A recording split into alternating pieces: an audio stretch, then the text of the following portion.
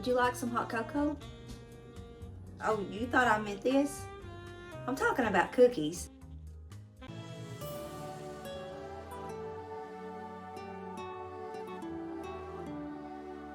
Hey y'all, it's April and thanks for stopping by my Crazy Creative Life Christmas edition. In today's video, we are making some hot cocoa cookies. And I have been wanting to make these for a long time and I'm finally getting to make them.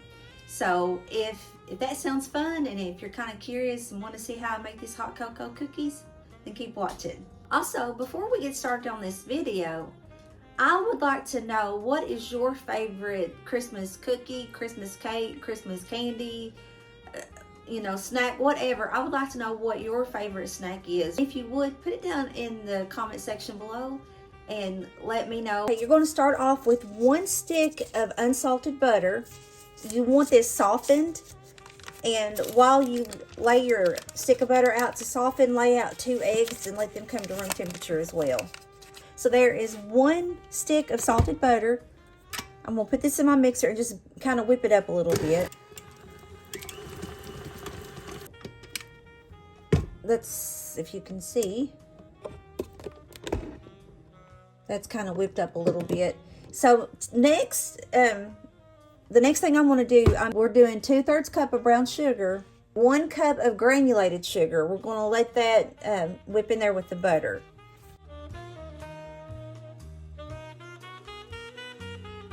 Okay, you want to whip this together where it's almost like pasty looking, if you can see that.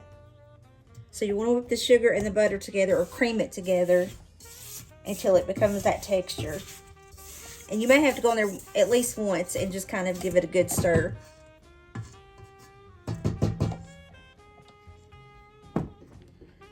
Okay, I'm going to put this guard back on.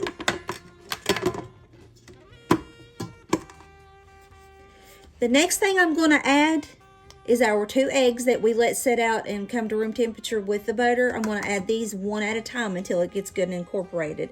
Then after that, I'm adding 1 teaspoon of my homemade vanilla. So there's 1 egg. Egg number 2. Teaspoon of vanilla. Okay, do you see how creamy and fluffy that is? And it's even lighter, it's changed color. That's what you want. You want to beat it until it's real good and fluffy. Okay, to my bowl with my sifter in it, I've got 3 3/4 cup of flour.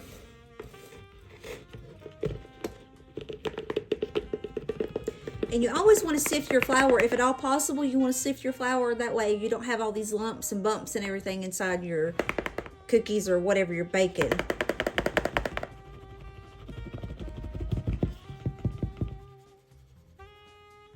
Like that.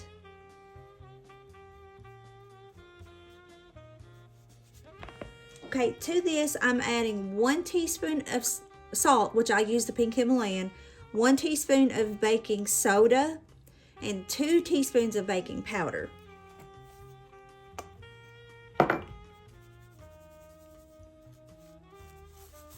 And you want to mix this up pretty well.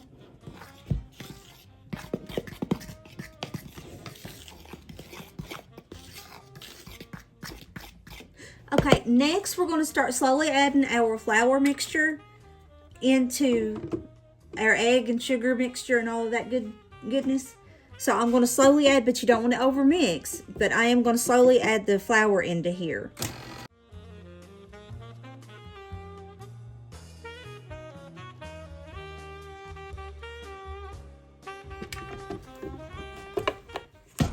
All right, I gave that a good mix. Now I'm going to add 4 packs of hot cocoa or hot chocolate, like the Swiss Miss. I'm going to add 4 packs. Honestly, these would be better mixed in with your flour mixture, but I kind of left them to the side and forgot until just now. So, but I don't think I'm going to have, it's not going to be too over mixed because I caught it pretty early.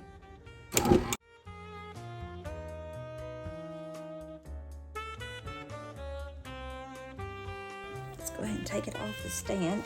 This is a very dry mix. I might have to make sure I didn't forget something.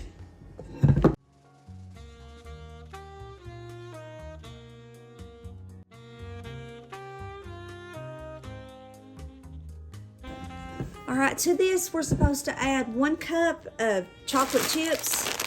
So I've got the semi-sweet chocolate chip morsels. And then 1 cup of these Jet Puff bits. They are the freeze-dried vanilla flavored marshmallows. Now please do not get them confused with the mini marshmallows. These, let me pour you out some. These are the mini marshmallows. And of course I've got them in my hot chocolate right now. But they are not to be confused with these freeze-dried marshmallows. And you do not want to use the mini marshmallows in there because it makes your cookies kind of gooey and sticky, is what the writer said. So let's get 1 cup of each. Oops. It's a little over, it's okay. There's a cup of marshmallows.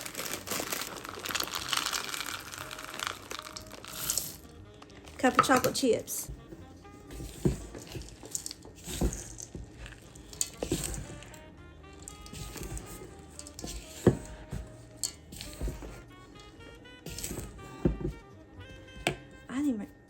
Y'all, I feel like an idiot, which, what's new, right? I went back, hold on. I knew something wasn't right about that dough. It seemed just way too dry, so I went back to double check to make sure there wasn't something I left out or that I was doing wrong. Well, there was. It calls for 1 cup of butter, not 1 stick. 1 cup of butter is 2 sticks of butter. I don't know what I was thinking. I guess I seen the 1 and was just thinking 1 stick.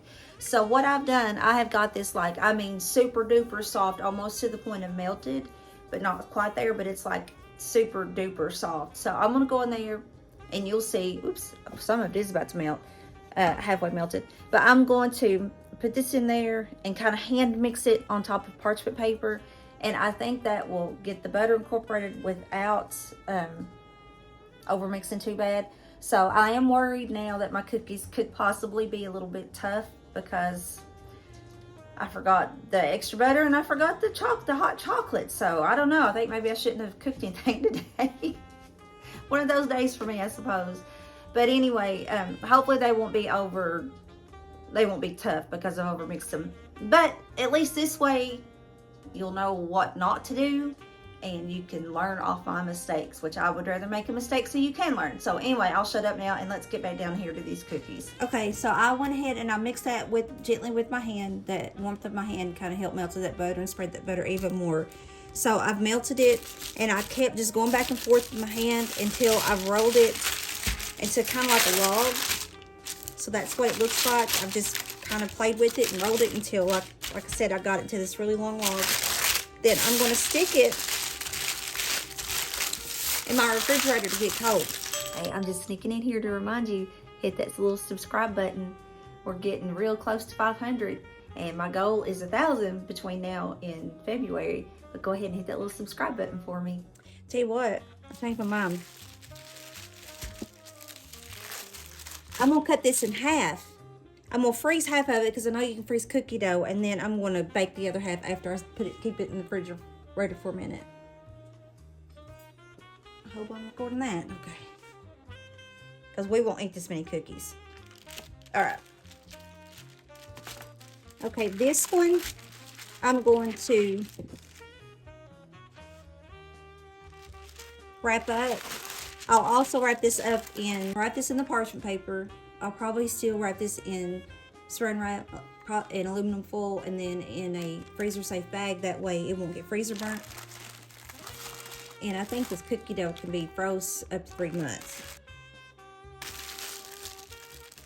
This one I'm sticking in the refrigerator for 30 minutes. Then we will pull it out. Then we will cut them up into cookie slices and put them on our pan. Preheat the oven to 350 degrees and we'll make our cookies. I've rolled the one up. I'm going to, like I said, wrap it up and get it freezer safe, stick it in the freezer, and I'm pretty positive fresh cookie dough can be saved in the freezer for 3 months. I'll double check if I'm wrong. I'll put it in right here, but I'm thinking it's 3 months. The other batch I've got in the refrigerator, I'm going to have it roughly about 30 minutes in there. Then we will pull it out. I'm going to preheat my oven to 350 degrees and we will bake them. I think it's 10 minutes. I have to double check on that part. And I'll let you know whenever I actually go to bake them, but I think it's 10 minutes. And Anyway, but you've seen that is a big batch. I didn't expect it to be that big. That is a big batch of cookies. So if you need a big party, that will probably, you know, good for you. And then also you can kind of see, I'm pretty sure I salvaged it. Most stuff you can salvage. You know, sometimes you have to throw things away, which is upsetting. But most stuff, if you work with it, you can salvage it. And I'm pretty sure I salvaged those cookies. So I just used my hands instead of my mixer, because your hands are going to be easier on the dough. And hopefully it won't be tough, but I will let you know at the taste test. So I was also right about the freezer. So if you wrap your dough up really good and stick it in the freezer, it's good for 3 months.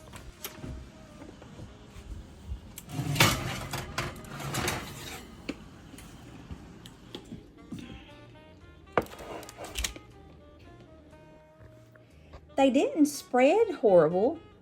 So I kind of like the idea of rolling it up and sticking it in the refrigerator to kind of get cold again. Now there's like, I guess, extra butter there where I had to put it in my hand. But they look okay. Here in a little bit, I'll take them off of here and put them on a cooling rack. But so far, they look okay.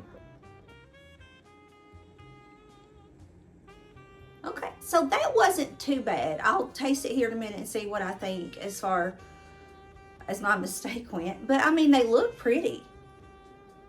And I don't think I know I've not done that before. I've never rolled up cookie dough, kind of like how you buy it out of the store, into parchment paper and put it in the fridge to let it get cold. I actually like that idea. So if these aren't tough, the next cookies I make, I think I'm gonna do the same thing. And it's a lot easier. You roll them up and you get them cold and then you slice them. That was a heck of a lot easier than trying to dip them out or whatever. Anyway, so let's see.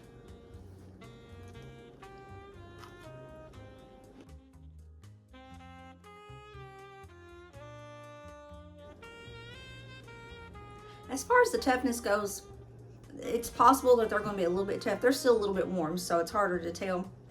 It is possible they're going to be just a tiny bit tough, but it won't be much. It will not be much.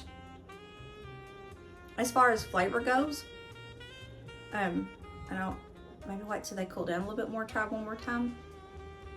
Maybe where I'm tasting other stuff that I'm trying to cook, because I'm doing more than one video.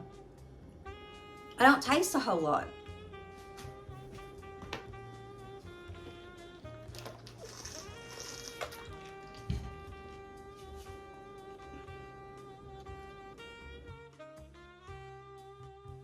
I mean, I know it's got the cocoa powder in it. I mean, I'm sorry, the hot chocolate mixes, the 4 packs of hot chocolate mix in it. But I almost think that it needs roughly anywhere from 3 tablespoons to 1/4 cup, maybe even 1/3 cup, but I would start off small. But it needs some cocoa powder, not just your Swiss Miss packet or whatever. It needs more chocolate taste to me, but they're good. Other than that, they're good. So anyway, you might want to give them a try, see what you think, see if you agree with me. If you agree with me, let me know. If you think that they're just fine, let me know that too. I do think they need a little bit more cocoa flavor, but that's just me. And who knows, my taste may be messed up where I've been sick, so. but that's all of this video, and I hope that you liked it and learned something. And if you did, go ahead and give me a thumbs up. And hit that little subscribe button. I'm trying my best to get to 1,000 subscribers between now and February, and I need you to help me out. And turn on the notification bell, that way you know when I bring out more videos, and I plan on bringing more Christmas videos out. So go ahead and turn it on, that way you'll know. And that's it. So I hope you have a blessed rest of your day, and I will talk to you in the next one. Bye. Hey, and if you like this video, check out my previous Christmas video, or you may even want to check out my 13 Snacks of Halloween. Talk to you soon.